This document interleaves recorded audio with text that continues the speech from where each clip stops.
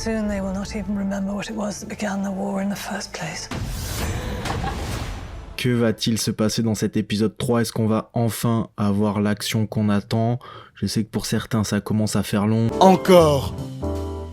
Ça fait beaucoup là, non ? Là en direction n'a pas l'action, on va vraiment pas être loin.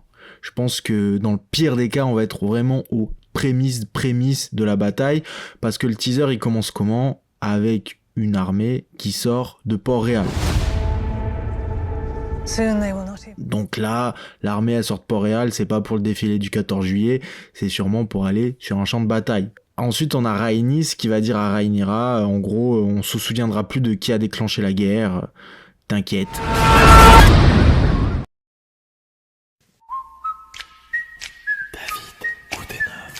Donc est-ce qu'elle lui dit ça pour la conforter en lui disant bon ok la guerre est partie, tu voulais peut-être l'éviter, peut-être que on va avoir du sang sur les mains, peut-être que tu as le mauvais rôle, mais t'inquiète pas, les gens ils vont oublier, la guerre elle va durer. Ou est-ce qu'elle lui dit bon là prépare-toi, ça va être la merde, ça va aller tellement loin qu'on saura plus qui a lancé quoi. Et il y a toujours la voix de Rhaenys en voix off qui dit quand le désir de tuer et de brûler s'installe, la raison est oubliée. En gros, grosso modo, c'est traduit comme ça quoi. Ah oui, c'est très intéressant. Là c'est vraiment, on va dans le côté, ça va être la grosse merde, ça va être chaud, et c'est peut-être pour ça qu'elle disait cette première phrase de on sait même plus qui aura lancé la guerre, parce que peut-être qu'il y en a beaucoup d'entre nous qui vont mourir et on sait plus qui va raconter l'histoire. Et ça, il y a un autre truc qui nous le rappelle un peu plus tard dans le trailer, on va y revenir, mais moi ce qui me fait rire un peu c'est ce délire où elle dit on sait même plus qui aura lancé la guerre. C'est une petite phrase qui peut te paraître anodine comme ça, moi ça m'a interpellé parce que le plan d'après on voit un conflit du coup entre deux maisons. On en avait déjà parlé dans la précédente analyse de trailer, c'est entre la maison Nerbosk et Bracken, et c'est marrant parce que eux-mêmes ce sont deux maisons, alors là tu pourrais croire qu'ils se battent juste parce que chacun a choisi un des deux camps, mais c'est des maisons qui se détestent et limite ils peuvent se servir un peu du conflit des Targaryens pour se taper entre eux. Et c'est des maisons très anciennes à Westeros, ils sont là depuis les premiers hommes, et voilà, je vais peut-être pas aborder le pourquoi du comment ils se détestent, parce que peut-être ça sera évoqué dans l'épisode, j'espère que ça sera développé, qu'on va développer en profondeur certaines choses, mais voilà, ils se détestent parce qu'en gros, il y a une maison qui se considère supérieure aux autres de manière historique, et puis les autres ils sont forcément pas d'accord. C'est mis en avant parce qu'eux-mêmes ils se tapent depuis des générations et des générations, ils savent même plus l'origine du conflit. C'est un bon parallèle avec le conflit des Noirs et des Verts qu'on a actuellement. Tu as ce plan d'Eric et Arik, les deux frères jumeaux qui sont enterrés ensemble. Bon voilà, un petit peu de bonté, un petit peu d'amour, ils se sont séparés, dans l'épisode ils disaient nos âmes se sont séparées, un des deux frères disait ça, ben voilà, là leurs âmes seront ensemble éternellement, un peu de bonté et une histoire qui finit bien, bon, au moins ils finissent leur post-vie ensemble. Tu vois Cole qui a son insigne de la main, Cole, sûrement la main du roi la plus incompétente que l'on ne verra jamais, et pourtant on en a vu des pas très qualifiés. Il a l'air un peu au bout du rouleau, un peu déprimé. Bon ben sans déconner, on s'en doutait. Franchement, moi vraiment, si un gars que je mise pas sur lui, c'est lui, c'est Cole. Surtout en tant que main du roi, je trouve qu'il a pas du tout les capacités de main du roi, et je comprends même pas que Aegon il puisse le mettre à lui. Alors que déjà, son plan d'aller tuer Rhaenyra, il a tenté quelque chose, mais c'est un échec et c'était un plan naze. C'est en partie à cause de lui, enfin, j'abuse. Il est pas tout blanc sur le fait que le fils d'Aegon soit fait tuer, il était en train de soulever Alicent. Daemon arrive à Harrenhal, excusez l'accent, vous avez l'habitude. Donc Harrenhal, le plus grand château de Westeros, voilà... Il a une histoire très importante dans cet univers, ce château. Et on entend une voix off qui dit on n'a pas de nouvelles de Daemon, qui le dit à Rhaenyra. Donc on voit que Rhaenyra est inquiète. Moi je vous le dis, comme j'ai dit dans ces analyses de trailer, on essaie de pas parler des livres. Mais Daemon qui arrive à Harrenhal, ça signe quelque chose du fait qu'il va avoir de l'action. Et Harrenhal, comme j'ai dit, c'est le plus grand château de Westeros. Si tu veux récupérer ce château, c'est pas pour rien, c'est une place forte de Westeros. Et ça dit une chose, pour ceux qui en doutaient, mais il n'y avait pas de doute en vrai, Daemon se tape toujours pour Rhaenyra. Il est toujours de son côté. Même s'il donne pas de nouvelles et que Rhaenyra est inquiète, il va récupérer ça, c'est pour Rhaenyra. Donc il est toujours de son côté.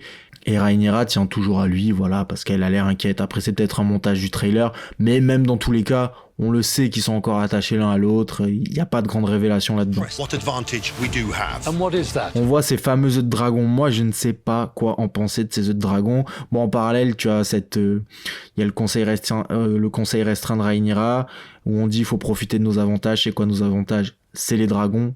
Qu'est-ce que c'est? Ils vont ramener des œufs de dragon à leurs alliés, comme je l'ai déjà évoqué, pour peut-être dire ouais, on va mettre un dragon là, un dragon là. Moi, en tout cas, bien évidemment, quand je vois ces 3 œufs de dragon, vous savez à quoi je pense. Je vais même pas l'évoquer, je pense aux œufs qu'on voit dans GOT au début. Bien évidemment, donc est-ce que ça serait ces 3 œufs là qui sont perdus, qu'on retrouve plus tard dans GOT, etc. Je ne sais pas, peut-être. Tellement con, je vois même pas quoi dire dessus, quoi. Baela sur son dragon qui vole au-dessus d'une forêt et qui a l'air après de plonger dans la forêt peut-être pour brûler la forêt et attaquer les troupes des Verts qu'on voit galoper dans une forêt également. It'll be savage beyond. Rhaenyra l'avait envoyé, elle voulait pas envoyer son fils, elle avait envoyé Baela. Donc on va peut-être voir un dragon en action qui brûle des gens. Je pense que pour la Maison des Dragons, il y en a certains qui ont hâte. Il y en a certains, ils attendent ça. Dragons. Puis voilà, comme dans tous les trailers, on a un petit enchaînement de plein d'images. Moi, il y en a quand même une. À chaque fois, j'essaie d'en retenir une. C'est Aegon qui plante la table du conseil restreint avec sa dague. Moi, je trouve que comme dans l'épisode précédent, on avait eu un Aegon qui casse la maquette de Viserys.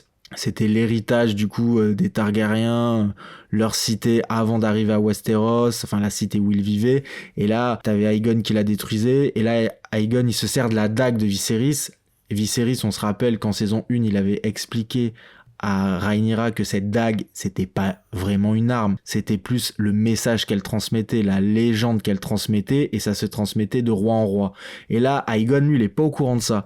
Et c'est le début de la légende qui se perd de cette dague, et en plus, on peut y voir, si on intellectualise un petit peu les choses, on voit Aegon, il prend cette dague, et il plante la table avec, au lieu de se dire que cette dague, elle est là pour essayer de transmettre des messages, etc. C'est pas sa faute à Aegon, parce que je vois qu'en commentaire vous le détestez. Je peux comprendre qu'on l'aime pas beaucoup.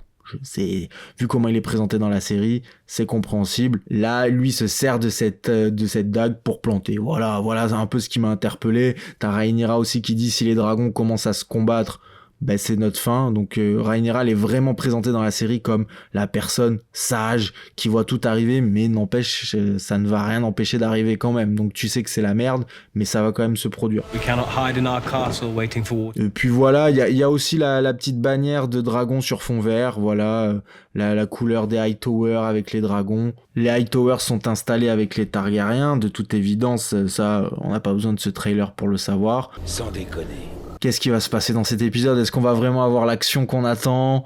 Est-ce que ça va être juste le début de l'action? Il va juste avoir un petit suspense en fin d'épisode? Moi, franchement, je fais pas partie des gens qui s'ennuient devant la série. Je peux comprendre que les gens disent c'est lent, il se passe rien.